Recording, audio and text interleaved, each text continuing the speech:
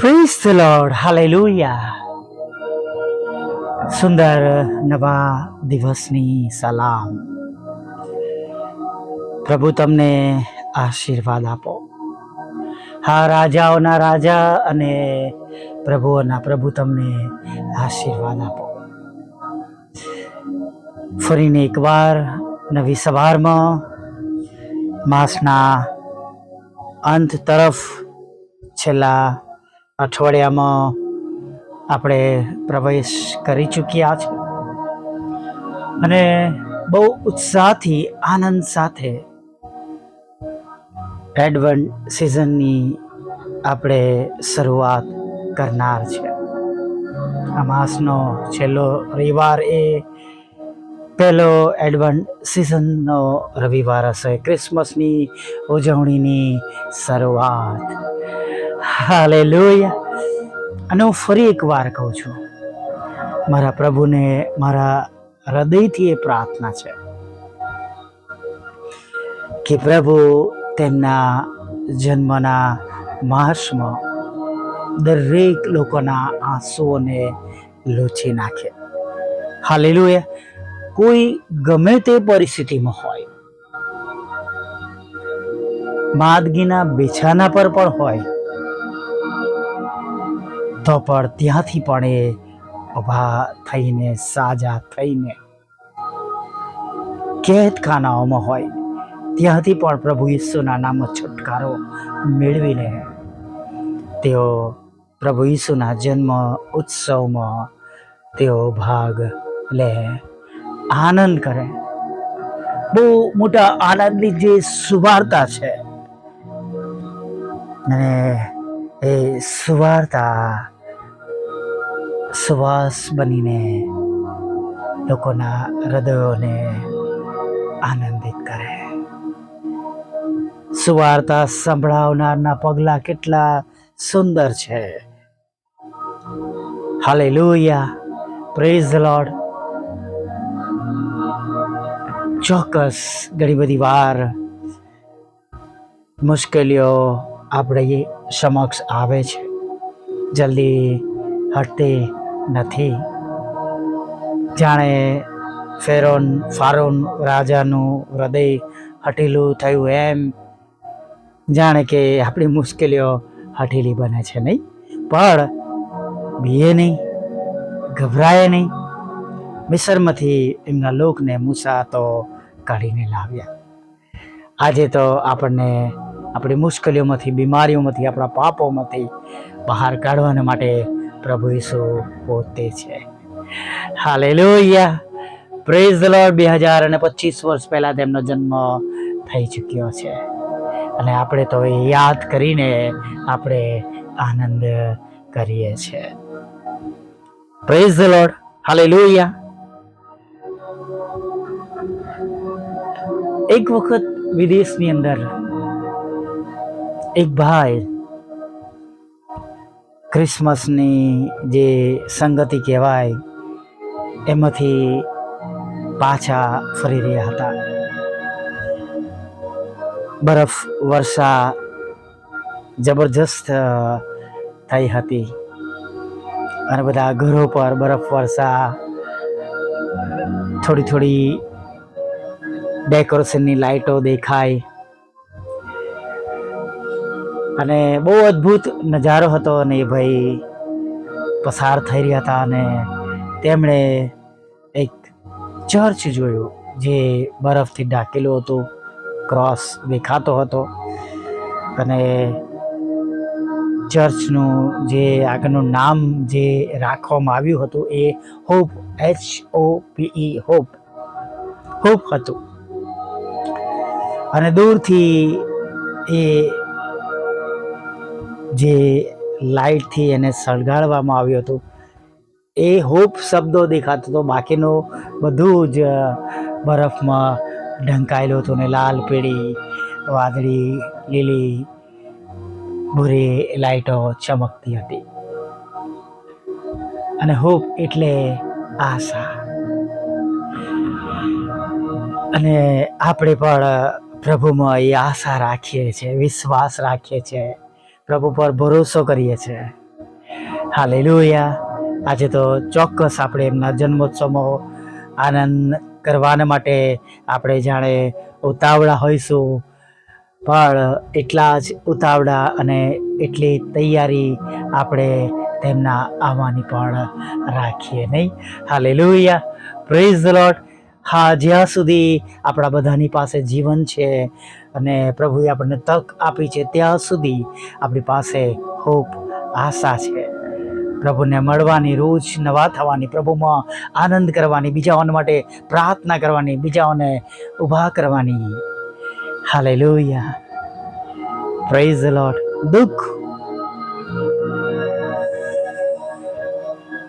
ખરેખર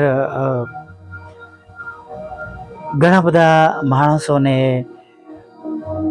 દુઃખી કરી નાખે છે. ઘાયલ મન કોણ બેઠી શકે નહીં? ઘણા બધા દુઃખી પણ હશે,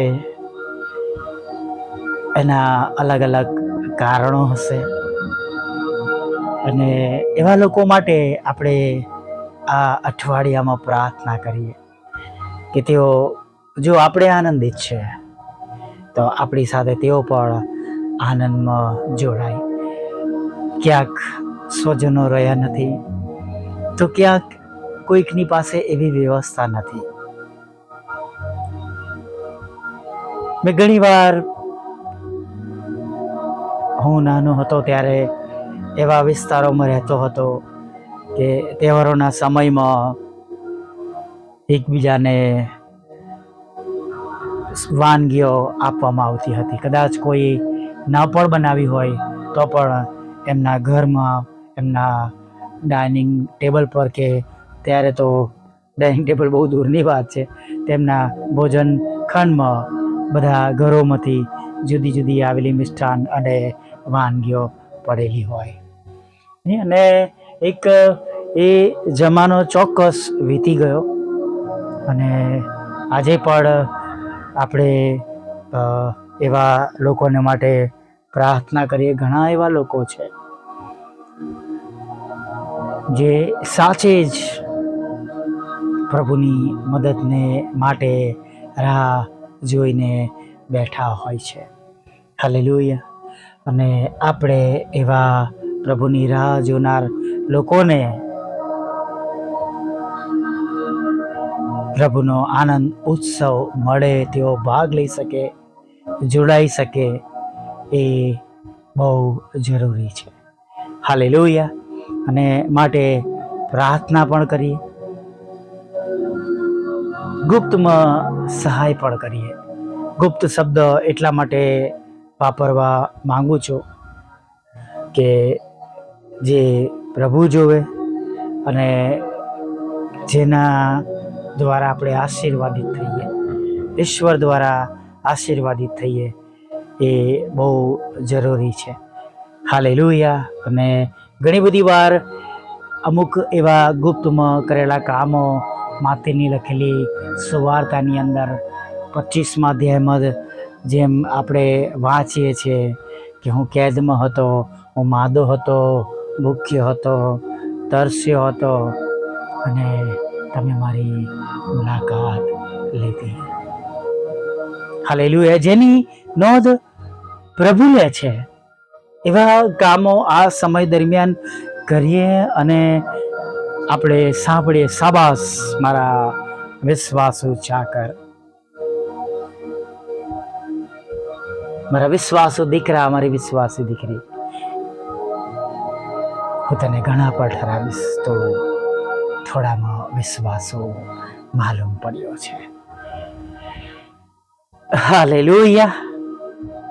પ્રેઝ ધ લોર્ડ. પ્રભુની સ્તુતિ થાવ. અને આવો આપણે આજની આ સુંદર સવારમાં એક આશા સાથે આગળ વધીએ કે પ્રભુ આજે આપણને બધાને તેમના ઉપરના આશીર્વાદથી પુષ્કળ ભરી દેવાના છે. હાલેલુયા. Praise the lord. પ્રભુના ચરણોમાં નમી જઈએ. વહાલા પ્રભુ, અમે સ્તુતિ કરીએ છીએ અને અમે તમારો પુષ્કળ આભાર માનીએ છીએ. પ્રભુ આભાર માનતા, સ્તુતિ કરતા, આરાધના કરતા પ્રભુ અમે તમારી સમક્ષ નમી જઈએ છીએ.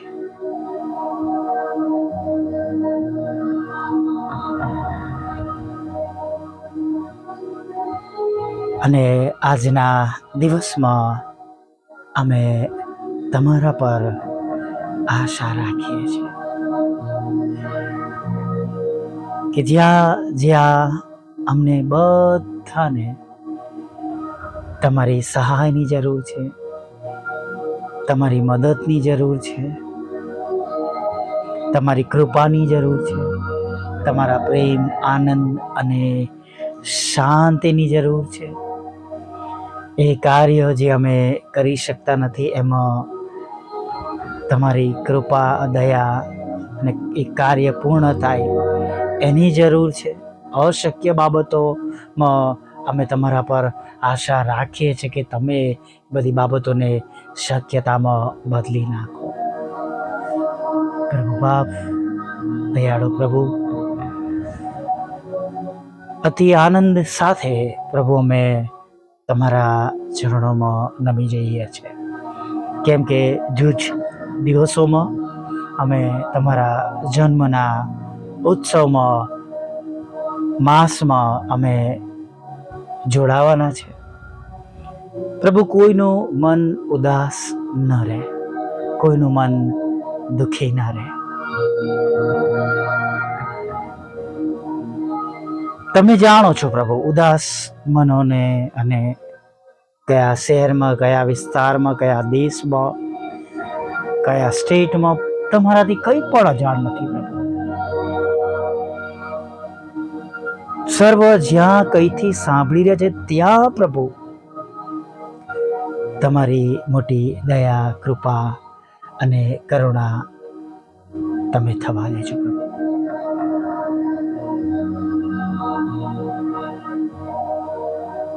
આ સમય દરમિયાન પ્રભુ, જેઓ વાલાના વિયોગે દુઃખી છે, હતાશ છે, નિરાશ છે, એકલા પડી ગયા છે, બાળકો દેશ અને વિદેશમાં છે, ત્યારે પ્રભુ તમે એવા સર્વની હિંમત બનજો, વાત અને વ્યવહાર કરજો, તેમને તમારો આનંદ તમે પૂરો પાડજો પ્રભુ. દરેકને પ્રભુ આ સમય દરમિયાન સંગતિ મળે, આનંદ સાથે ક્રિસમસનો ઉત્સવ મનાવી શકે, અને પ્રભુ આ આવનાર માસમાં કોઈ પણ અપ્રિય બનાવો ન બને, અને બધા જ દિવસો દરમિયાન પ્રભુ તમારા રક્ષણ હેઠળ, તમારી શાંતિ હેઠળ અને તમારા આનંદથી પ્રભુ બધા જ પ્રભુ આનંદ અને ઉત્સવમાં મળી શકે પ્રભુ, એવું તમે થવા દેજો પ્રભુ. અત્યારે ખાસ પ્રાર્થના કરીએ છીએ પ્રભુ, જેઓ વિધુરો, વિધવા બહેનો, અનાથો, મનબુદ્ધ લોકો, માનસિક રોગો, વિકલાંગો છે, તમે તેમની સાથે રહેજો, તેમને તેમના દુઃખમાંથી તમે છોડાવજો. દરેકના આવકના સાધનોને, રોજગારને, બિઝનેસને, જોબને આશીર્વાદિત કરજો. નથી તો બધું પૂરું પાડજો. લગ્નનો આશીર્વાદ આપજો, બાળકધનનો આશીર્વાદ આપજો, માદગીમાંથી સંપૂર્ણ સાજાપણું આપજો. ગમે તે રોગ હોય એમાંથી તમે સાજા કરજો. તમામ લડાઈ ઝઘડા, કોર્ટ કેસ, એફઆઈઆર, ખોટા તોમતો તમે ખાલી જ કરજો પ્રભુ. વિદેશ દોરી જજો પ્રભુ પિતા, અને પ્રભુ ખોટા માર્ગ પર હોય પ્રભુ, તેમને ત્યાંથી તમે સાચા માર્ગ પર લાવજો. વ્યસનોમાંથી ને વિચારમાંથી છોડાવજો પ્રભુ. વિઝા ઇન્ટરવ્યૂના પ્રશ્નો દૂર કરજો. જુદી જુદી પરીક્ષામાં પાસ કરાવજો. આઈએલટીએસના બેન્ડ આપજો. પ્રમોશન માટેની પરીક્ષામાં પણ તમે તેમને તમારા આનંદથી ભરી દેજો રાજા, એવી અમે પ્રાર્થના કરીએ છીએ. કંઈ આશીર્વાદ રોકાયા હોય તો પ્રભુ એમના આશીર્વાદોને તમે ખુલ્લા કરજો, એવી અમે પ્રાર્થના કરીએ છીએ. અત્યારે ખાસ તમારી આગળ નમ્યા છે ત્યારે પ્રભુ તમારી સેવિકાના ખેતર માટે અમે પ્રાર્થના કરીએ છીએ પ્રભુ. એમાં જે અવૈધ નામો પ્રભુ જે ધનવાન છે પ્રભુ, એમણે પ્રભુ અનીતિથી પ્રભુ તેમણે પોતાના નામ ઉમેર્યા છે પ્રભુ, એ નામોને ખાલી જ કરો પ્રભુ. અને પ્રભુ તમારી સેવિકાના કુટુંબને પ્રભુ એ ખેતર પાછું અપાવો એવી અમે પ્રાર્થના કરીએ છીએ. સાથે પ્રભુ જેમને લોનની જરૂર છે લોન આપો, નાણાં જરૂર છે નાણાં આપો પ્રભુ. જેમને મકાન વેચવું છે, પ્લોટ વેચવો છે, એક તમારી સેવિકાને ઘર વેચવું છે, એક તમારા વડીલને પ્રભુ ઘર વેચવું છે, વેચાય એવું તમે થવા દેજો. દરેકની મિનિસ્ટ્રીને તમે આશીર્વાદ આપજો, તેમના ઘરોનું ભરણ પોષણ કરજો અને તેમની સેવા ધરો હજારો આત્માઓ જીતા એવું થવા દો. અમારી પણ નાની સેવાને તમે આશીર્વાદિત કરજો, અમે પણ ઘણા આત્મા જીતી શકીએ એના માટે નવા નવા રસ્તા ખુલ્લા કરજો. અને જે કંઈ નાની મોટી રૂકાવટો છે પ્રભુ એને તમે દૂર કરજો એવી અમે પ્રાર્થના કરીએ છીએ પ્રભુ. હા પ્રભુ, દરેક ભૂખ્યાઓને અન્ન આપજો, દુઃખી લોકોના આંસુઓને તમે આનંદમાં બદલજો. જે બે બાબતો પ્રભુ અમે તમારી આગળ રજૂ કરેલી છે પ્રભુ, કૃપા કરજો, દયા કરજો. અને પ્રભુ નેહેમિયાની જેમ પ્રભુ તમે અમારા માટે પણ એ પ્રાર્થના સાંભળીને એનો ઉત્તર બનજો.